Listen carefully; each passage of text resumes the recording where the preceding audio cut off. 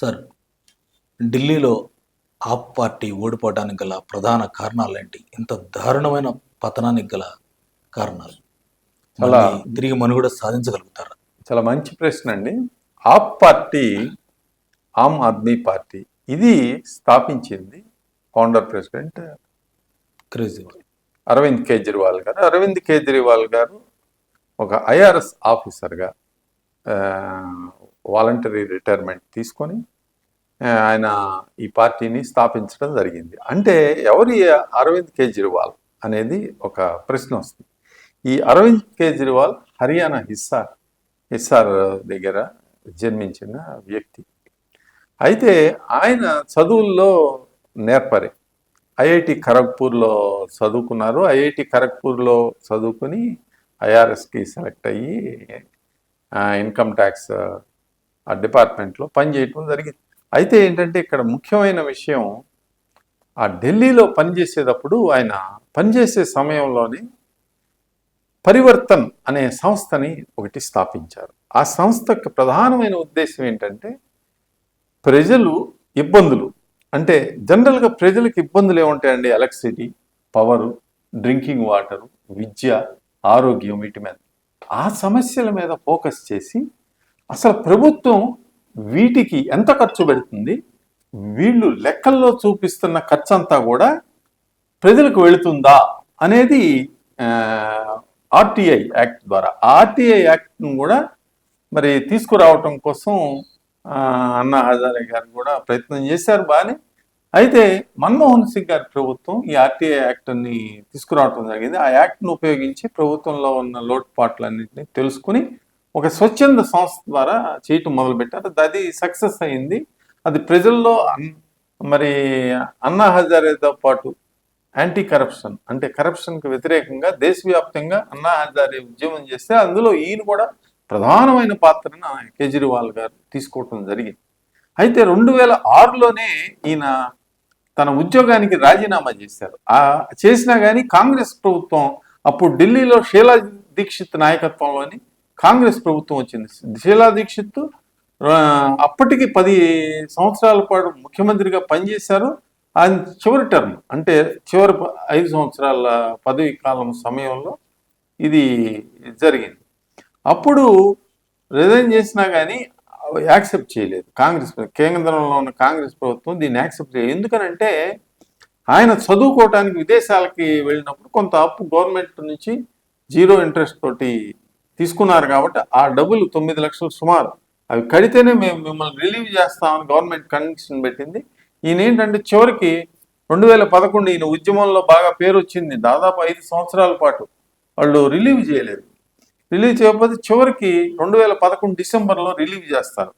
Relieve చేస్తే ఆయన 2000 వెంటనే ఆమ్ ఆద్మీ పార్టీని స్థాపించడం జరిగింది. అప్పటికే అన్నా హజారే ఉద్యమం ప్రజలు బలంగా వెళ్ళిపోవడంతో ఆయన పట్ల కొంతమంది ప్రముఖమైన వ్యక్తులు, సిసోడియా గారు కానీ ఇలాంటి వాళ్ళందరూ, ఇటీవల జైలుకు వెళ్ళిన ధర్మేంద్ర, వాళ్ళందరూ కూడా ఆయనతో పాటు మొదటి నుంచి ఉన్న అనుచరులు. అరవింద్ కేజ్రీవాల్ ప్రెస్ కూడా ఈయనకి విపరీతమైన, ఇప్పుడు ఏదైతే టైమ్స్ నౌ కానీ ఎన్డీటీవీ కానీ ఈ ప్రధానమైన నేషనల్ ప్రెస్ అంతా కూడా అరవింద్ కేజ్రీవాల్ గారికి బాగా కవరేజ్ అది ఇచ్చేవాళ్ళు, అవార్డులు అవి కూడా ఇచ్చారు. ఇక ఇంటర్నేషనల్గా ఏషియా పసిఫిక్లో అత్యంత ప్రతిష్టాత్మకమైన నోబెల్ స్థాయిలో అవార్డు ఏదన్నా ఉంటే ఆ రామ్ మ్యాగసెసే అవార్డు. ఆ అవార్డును కూడా కేజ్రీవాల్ గారికి ఇవ్వటం జరిగింది. ఎందుకంటే మ్యాన్ ఆఫ్ ది ఇయర్గా ఆయన పేరు ప్రఖ్యాతులు తెచ్చుకున్నారు. ఇవన్నీ ఒక ఎత్తు. ఆయనకి నిజానికి వాస్తవంగా ఇక్కడెక్కడా కూడా బలమైన కారణం ఏది లేదండి. ప్రభుత్వం నుంచి కేజ్రీవాల్ని ఇబ్బందులు పెట్టిన దాఖలాలు లేవు. ఇప్పుడు జనరల్గా ఏదైనా ఐఆర్ఎస్ ఆఫీసర్, పెద్ద ఆఫీసరు అంటే ఈయన ప్రజల ఇబ్బందులను చూడలేక, ఈయన పార్టీ స్థాపించిన రోజు ఏమని చెప్తాడంటే, గాంధీ జయంతి రోజు స్థాపించి, ఇక్కడ ముఖ్యంగా గమనించాల్సింది ఏంటంటే ప్రజల ఇబ్బందుల్ని, అవినీతి రహితమైన, అంటే ప్రభుత్వం అంతా కూడా పుచ్చిపోయింది, వ్యవస్థ అంతా కుళ్ళిపోయింది, అంటే నేటి భారతం సినిమా చూపించినట్టు ఆయనకి అక్కడ ట్రైలర్ చూపించాడు ప్రజలందరికీ కూడా, కార్యకర్తలకి. అంటే మనం అధికారంలోకి వస్తే ఆ పార్టీ గుర్తు కూడా చీపురు, అంటే ఊడ్చేస్తామని. అది ప్రజలు నమ్మారు. ప్రజలు నమ్మారు. ఆయనకి ఆ తదుపరి జరిగిన ఎన్నికల్లో మంచి స్థానాలు 28 స్థానాల వరకు ఇవ్వటం జరిగింది. కానీ ఆ ఎన్నికల్లో భాజపా మరి అనేక 15 సంవత్సరాలుగా కాంగ్రెస్ పార్టీ అధికారం షీలా దీక్షిత్ వాళ్ళని ఓడించడం కోసం తీవ్రంగా కృషి చేస్తున్నారు. దేశవ్యాప్తంగా బలం భాజపా ఎక్కడుంటుంది అని అంటే ఢిల్లీలోనే ఉంటుంది. అయినా కూడా హేమాహేమీలు సుష్మా స్వరాజ్, మదన్ లాల్ ఖురానా, విక్రమ్ సాహెబ్ వర్మ వీళ్ళంతా ఎంత పెద్ద నాయకులు అక్కడ ఉండేవాళ్ళు. విజయ్ కుమార్ మల్హోత్రా హేమాహేమీలైన నాయకులు భాజపాకు ఢిల్లీలో ఉండేవారు. అయినా కూడా మరి బీజేపీకి ఓట్ షేరు ఎక్కువ వచ్చింది, సీట్లు కూడా ఎక్కువ వచ్చినాయి. కానీ మెజారిటీకి కొంచెం దూరంగా 32 స్థానాలు, ఇంకొక 4-5 స్థానాలు వచ్చినట్టయితే బీజేపీ అధికారంలోకి వచ్చేది. ఇండిపెండెంట్లు 3 గెలిచారు, కానీ వాళ్ళు సపోర్ట్ చేయకపోవడంతో కాంగ్రెస్ పార్టీ అతి దారుణంగా దెబ్బతింది. ఆ ఎన్నికల్లో 3వ స్థానానికి పడిపోయింది. అయితే ఏ పార్టీనైతే విమర్శిస్తూ కేజ్రీవాల్ గారు అంతకాలం నడిపారో ఉద్యమాన్ని, అదే పార్టీతోటి పొత్తు కుదుర్చుకొని ప్రభుత్వం ఏర్పాటు చేస్తారు. ప్రభుత్వం ఏర్పాటు చేసి లోక్పాల్ బిల్లుని 50 రోజుల్లోపు, 49 రోజులు దాటితే జనలోక్పాల్ బిల్లు నేను పెట్టలేకపోతే, అంటే ప్రజాప్రతినిధులు కానీ అధికారులు కానీ వీళ్ళు అవినీతి చేస్తే చర్యలు తీసుకోవడానికి అధికారం ఇచ్చే బిల్లుని పెట్టలేకపోతే నేను రిజైన్ చేస్తానని చెప్పడం జరిగింది. అందుకు అనుగుణంగా 49వ రోజు ఆ బిల్లు పెట్టినప్పుడు అసెంబ్లీలో, ఢిల్లీ అసెంబ్లీలో బీజేపీ కాంగ్రెస్ 2 వ్యతిరేకిస్తాం వలన ఆయన బిల్ పాస్ అవ్వదు, బిల్ ఫెయిల్ అవుతుంది. వెంటనే ఆయన రిజైన్ చేస్తాడు. రిజైన్ చేసి 2014 లోక్సభ ఎన్నికల్లో పోటీ చేస్తే 4 స్థానాలు వస్తాయి. మొత్తం లోక్సభ ఎన్నికల్లో దాదాపు చాలా స్థానాల్లో ఆయన పోటీ చేయడం జరిగింది. ఏకాఏకి ఆయన పేరు కోసం అప్పుడు ప్రైమ్ మినిస్టర్ క్యాండిడేట్ అయిన నరేంద్ర మోడీ గారి మీద వారణాసిలో పోటీ చేస్తారు. బాగా ప్రచారం అది కూడా వచ్చింది వారణాసిలో నరేంద్ర మోడీ గారి మీద. బీజేపీ అప్పుడు ఏంటంటే కాంటెండర్, కాంగ్రెస్ను కూలదయటం కోసం, కాంగ్రెస్ దేశవ్యాప్తంగా అవినీతిలో మునిగిపోయింది, దాన్ని కూలదేయటం కోసం భాజపా చేస్తున్న ప్రయత్నం ని దెబ్బకొట్టడానికి ఈయన అప్పుడే ప్రయత్నం చేశారు. అంటే ఒక పెద్ద మహావృక్షంలా పెరిగిన కాంగ్రెస్ను కొలదయటం అంటే మరి అది పెద్ద పార్టీకే కుదురుతుంది. కానీ ఇప్పుడు కొత్తగా వచ్చిన పార్టీ కదా, వాళ్ళు ఏ రాష్ట్రంలోని అధికారంలో లేరు, ఉన్న ఒక్క రాష్ట్రం సొంతంగా నరుక్కున్నాడు. ఆయన రిజైన్ చేసి బయటకు వచ్చి ఆయన ఓడిపోయాడు 3 లక్షల తేడాతోటి. అరవింద్ కేజ్రీవాల్ ఓడిపోవడం జరుగుతుంది. అయితే ఇక్కడ మొదటి తప్పిదం కాంగ్రెస్తో పాటు కలిసి అధికారాన్ని పంచుకోవడం అరవింద్ కేజ్రీవాల్ చేసిన మొదటి తప్పిదం. ఇది ఎప్పుడో చేశాడు, మొదట్లోనే చేశాడు. ప్రజలు వదిలిపెట్టారు, ఫోన్లే తప్పు చేశారు, ఇంకెప్పుడు చేయని ఇలాంటి తప్పు అని చెప్పి ప్రజలకు క్షమాపణ కూడా కేజ్రీవాల్ చెప్పడం జరిగింది. కాబట్టి ఆ ప్రజలు కూడా ఒప్పుకున్నారు. అయితే 2015లో మళ్ళీ అసెంబ్లీకి ఎన్నికలు వస్తాయి. ఆ ఎన్నికల్లో బాగా ఊడ్చిపెట్టేస్తారు మొత్తం అంతా కూడా. 67 స్థానాలు, 70 స్థానాల్లో 67 స్థానాలు, 3 స్థానాలే కాంగ్రెస్కు 0, మరి బీజేపీకి 3 స్థానాలు. అంతటి అప్రతిమైన మెజారిటీ తోటి ఆ పార్టీ వచ్చింది. అంటే వీళ్ళ ప్రధానమైన ఏదైనా రాజకీయ అధికార అవినీతిని అంతమొందించడం. అధికారం అంటే అధికారులు కూడా అవినీతి చేస్తారు, రాజకీయ నాయకులు అవినీతి చేస్తారు. ఈ రెండింటిని అంతమొందించడమే ధ్యేయంగా వచ్చింది. 2015 నుంచి 2020 వరకు వీళ్ళు దాన్ని అంతమొందించడానికి చేసిన కార్యకలాపాలు ఏవి లేవు. 2020లో మళ్ళీ అధికారంలోకి వస్తారు. అయితే సంక్షేమ కార్యక్రమాలు అంటే ప్రజలకి రోగం ఒకటైతే ట్రీట్మెంట్ ఇంకోటి చేశారు. ప్రజా సంక్షేమ కార్యక్రమాలు చేసుకుంటూ వచ్చారు. విద్య, ఆరోగ్యం, అవి వాటిల్లో కొన్ని వెసులుబాట్లు, ఫ్రీ ఎడ్యుకేషన్, ఇలాంటివన్నీ కూడా చేయటం వలన ప్రజల్లో కొద్దిగా వీకర్ సెక్షన్స్ వాటిలో నుంచి బలం పెరిగింది. సహజంగా కాంగ్రెస్ నుంచి ఓట్ బ్యాంక్ అంతా కూడా ఆప్కి మైగ్రేట్ అయింది. అక్కడ మైనారిటీ పాపులేషన్ కూడా ఢిల్లీలో అధికంగా ఉంటుంది కాబట్టి ఆ మైనారిటీ పాపులేషన్ అంతా కూడా గంపగొత్తగా ఆప్ పార్టీకి ట్రాన్స్ఫర్, కాంగ్రెస్ 0 అయిపోవటం ఆప్ పార్టీ. అది ఈయన ఏమనుకున్నాడంటే ఇదంతా మన ప్రతిభే, మన వల్లనే ఒక మిరాకిల్ చేస్తున్నాము, జనాన్ని మోసపుచ్చగలము అనే నమ్మకం ఆ కేజ్రీవాల్ గారికి ఏర్పడింది ఆ 2020లో మళ్ళీ గెలిచేసరికి. అప్పుడు ఈ పార్టీని దేశవ్యాప్తంగా విస్తరించాలి అని చెప్పి గోవాలో ప్రయత్నం చేశారు. డబ్బు కావాలి. డబ్బు ఎక్కడి నుంచి పుట్టగలుగుతుందంటే ఢిల్లీ చిన్న రాష్ట్రం కదా, దానికి పూర్తి స్థాయి పోలీస్ అధికారాలు కూడా లేవు రాష్ట్ర ప్రభుత్వానికి. ఏది చేసినా కానీ లెఫ్టినెంట్ గవర్నర్ అనుమతి తీసుకోవాలి. వీళ్ళు కొన్ని కార్యక్రమాలు మొదలుపెట్టారు. ఆ ఫండ్ రైజింగ్లో అవినీతి కార్యక్రమాలు. గోవా ఎన్నికల్లో పోటీ చేశారు, గుజరాత్ ఎన్నికల్లో పోటీ చేశారు.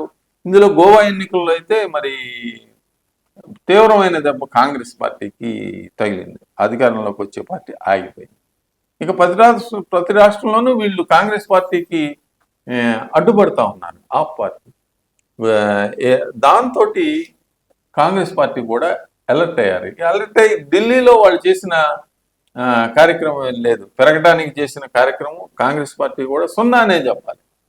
అయితే వీళ్ళకి ఎక్కడి నుంచి వచ్చిందంటే సౌత్ ఇండియాలో తెలుగు రాష్ట్రాల్లో 2019లో చంద్రబాబు నాయుడు గారు పదవీచ్యుతుడై వైఎస్ఆర్సీపీ అఖండమైన విజయం సాధించింది. ఇక్కడ 2018లో కేసీఆర్ గారు తిరిగి రెండవసారి అఖండమైన మెజార్టీ 88 స్థానాలు గెలవటం. అక్కడ కేజ్రీవాల్ గారు మళ్ళీ మంచి మెజార్టీ 63 స్థానాలు ఆయన గెలవటం జరిగింది. అంటే వీళ్ళందరూ అప్రదమైన మెజారిటీ తోటి గెలవటం జరిగింది. అంటే 3 రాష్ట్రాలు ఒక ప్రాంతీయ పార్టీల చేతుల్లో ఉండిపోయింది. అప్పుడు మీరు చూసే ఉంటారు, జగన్మోహన్ రెడ్డి గారు ప్రత్యేకంగా వేరే రాష్ట్రాలకు వెళ్ళి ముఖ్యమంత్రులను కలిసింది ఆయన ఎప్పుడూ లేదు. కానీ సయామిక్ ట్విన్స్ లాగా మరి కేసీఆర్ గారు అయితే ఆయనతో పూర్తి సహజీవనం చేశారని చెప్పాలి.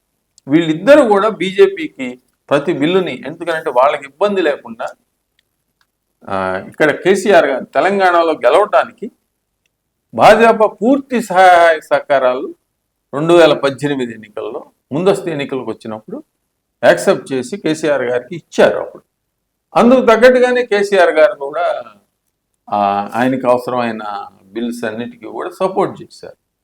కాకపోతే వీళ్ళకి ఏంటంటే దేవగౌడ గారి, విపి సింగ్ గారి స్థాయిలో బీజేపీ కాంగ్రెస్ ఏతర ఫ్రంట్ను ఒకటి తయారు చేసి కాంగ్రెస్ సపోర్ట్ తోటి, అంటే కాంగ్రెస్కి దిక్కులేని పరిస్థితి అవుతుంది. అప్పుడు కాంగ్రెస్కి ఏమి చేయలేని పరిస్థితుల్లో కాంగ్రెస్ సరే బీజేపీని నిలువరించడం కోసం ఒక ప్రభుత్వాన్ని సపోర్ట్ చేస్తుంది.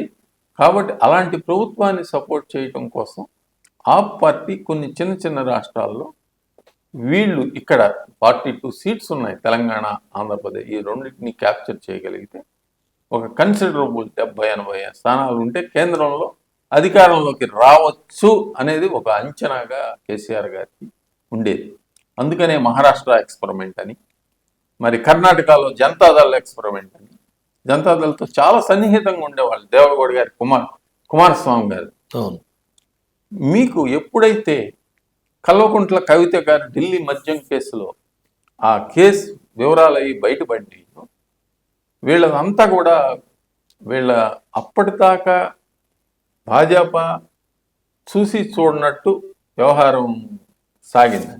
వీళ్ళు చేస్తున్న పనులన్నిటికీ భాజపా నుంచి పెద్ద ప్రతిఘటన రాలేదు.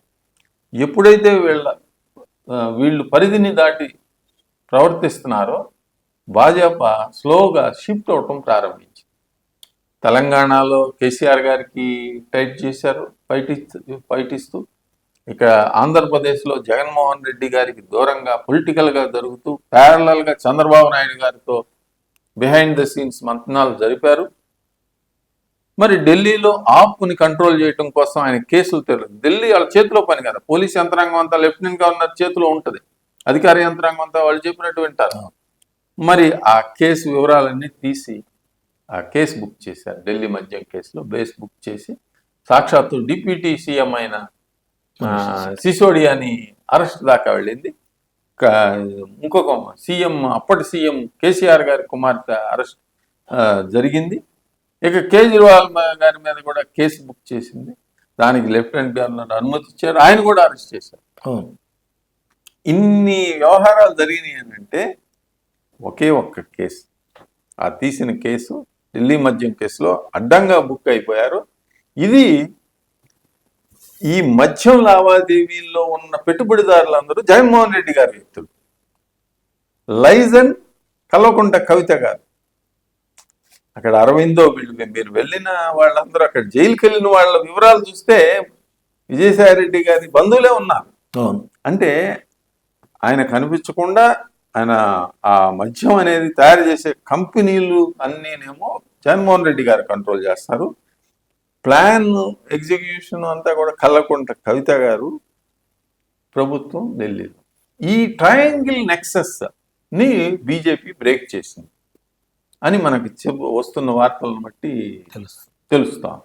ఆ నెక్స్ట్ బ్రేక్ చేయటం తోటి వరుసగా ఈ ముగ్గురు కూడా ముందు కేసీఆర్ గారు పదవిచ్యుతుడు కావడం జరిగింది. అది ఫస్ట్ సైన్ ఈ ట్రయోకి ఇబ్బందులు. కేసీఆర్ గారు ఎప్పుడైతే ఓడిపోయారో వెంటనే జనతాదళ్ కర్ణాటకలో జనతాదళ్కి కర్ణాటక ఎలక్షన్స్లో కాంగ్రెస్తో పాటు ట్రయాంగిల్ పోటీలో ఉన్న జనతాదళ్కి ఆయన చాలా ఆశలు పెట్టుకున్నాడు. కేసీఆర్ గారి మీద ధన సహాయం చేస్తారు అని చెప్పి. ఆయన ఆశించిన స్థాయిలో కేసీఆర్ గారి నుంచి ఏ కారణం చేతనో జనతాదళ్కి సహాయం రాలేదు. ఆయన వెంటనే పరిస్థితి గమనించి ఇది వర్కౌట్ కాదు అని చెప్పి కుమారస్వామి గారు, దేవగౌడ గారు షిఫ్ట్ అయిపోయి బీజేపీతో పొత్తు పెట్టుకోవటం వలన వాళ్ళు బతికి బట్టగట్టారు. ఇప్పుడు ఆయన కుమారస్వామి గారు సెంట్రల్లో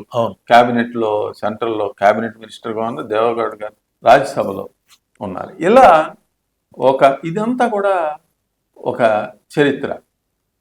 కేసీఆర్ గారు ఎప్పుడైతే ఫస్ట్ సిగ్నల్ వచ్చిందో వెంటనే జగన్మోహన్ రెడ్డి గారి పతనానికి నాంది. జగన్మోహన్ రెడ్డి గారు కూడా ఓడిపోయారు. లోక్సభ ఎన్నికల్లో పాటు జరిగిన రాష్ట్ర ఎన్నికల్లో ఘోరంగా ఓడిపోయారు. 11 స్థానాలకే పరిమితమయ్యారు. వీళ్ళిద్దరూ ఓటమితోటి అప్పటికే జైల్లో ఉన్న అరవింద్ కేజ్రీవాల్ గారు బయటకు వచ్చిన తర్వాత సానుభూతి వర్కౌట్ అవుతుంది అనుకున్నారు. జనరల్గా అందరూ ఏమనుకుంటున్నారంటే, చాలా మంది పత్రికలు అవి కూడా రాసినాయి, జైలుకి వెళ్తే ఏమవుతుంది. ఇటీవల మీరు చూశారు, కేటీఆర్ గారు కూడా జైలుకి వెళ్తే ఏమవుతుంది, చీఫ్ మినిస్టర్ అవుతాను అందరూ అయ్యారు కదా. రేవంత్ రెడ్డి గారు అయ్యారు, చంద్రబాబు నాయుడు గారు అయ్యారు, జగన్మోహన్ రెడ్డి గారు అయ్యారు, శిబు సోరెన్ అయ్యారు, మేము కూడా అవుతాము అని చెప్పి జైలుకి ఎప్పుడు తీసుకెళ్తారా అన్నట్టుగా ప్రవర్తించారు. కేజ్రీవాల్ గారు కూడా అలాగే ఎలివేట్ చేయడానికి ప్రయత్నాలు జరిగినాయి. జైలుకి వెళ్ళిన తర్వాత సింపతి వస్తుంది ప్రజల్లో అని. సింపతి రాలేదు. జైలుకి వెళ్ళిన తర్వాత ఆయన ప్రతిష్ట సన్నగిల్లి ఆయన ముఖ్యమంత్రి పదవి ఊడిపోయి ఆయన ఇప్పుడు ఎటు ఆమ్ ఆద్మీ పార్టీ దుకాణం సర్దేసే పరిస్థితి దాకా వచ్చింది. ఎందుకనంటే భాజపా ఇప్పుడు కేంద్రంలో అప్రయతమైన అధికార చాణక్యాన్ని ప్రదర్శిస్తూ ఉంది. ఎలాగంటే వాళ్ళు నడుపుతున్నది సంకీర్ణ ప్రభుత్వం. సంకీర్ణ ప్రభుత్వంలో కూడా ఇంతటి ఘన విజయాలను సాధించటం, ఎలా పర్మిటేషన్స్ కాంబినేషన్స్ వేసుకున్నా మహారాష్ట్రలో గెలవటం ఖాయము అనుకున్నాయి కూటమి పక్షాలు, ఇండియా కూటమి. కానీ మహారాష్ట్రలో కనీస దూరంలో ప్రతిపక్షం లేదు. ప్రధాన ప్రతిపక్షంగా ఒక్క రాజకీయ పక్షం కూడా ఎదగలేని పరిస్థితికి మహారాష్ట్రలో. అంటే ప్రజలు విచక్షణ తోటి ఓటు వేయటం మొదలుపెట్టారు. హర్యానాలో ఆప్ తలబెరిస్థానంతో కాంగ్రెస్ పార్టీ రాజకీయ లేమి, అంటే రాజకీయ చాణక్యం లేని పరిస్థితిలో వాళ్ళ యంత్రాంగం పనిచేయటం వలన హర్యానాలో కూటమి ఓడిపోవటం జరిగింది. అదే ఢిల్లీలో కూడా రిపీట్ అయింది కాంగ్రెస్ పార్టీకి, ఆప్ పార్టీ. ఈ పార్టీలు టుకుడే గాంగన ప్రధాని నరేంద్ర మోడీ గారు ఎప్పుడు అంటానే ఉంటారు, వీళ్ళ వలన ఏమి తేలదు. అంటే ఆయన అన్న మాటల్ని రుజువు చేయడానికా అన్నట్టు వీళ్ళ ప్రవర్తన కూడా అలాగే ఉంది.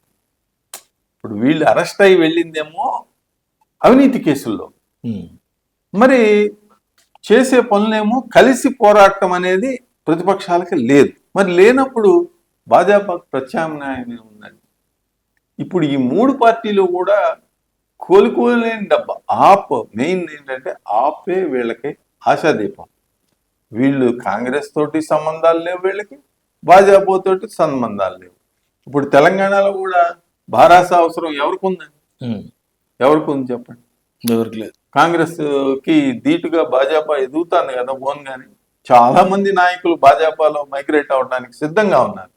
ఇప్పుడు మీకు రాబోయే రోజుల్లో బారాస నుంచి మైగ్రేషన్ చాలా వేగంగా బలమైన నాయకులు వెళ్ళిపోతా ఉన్నారు.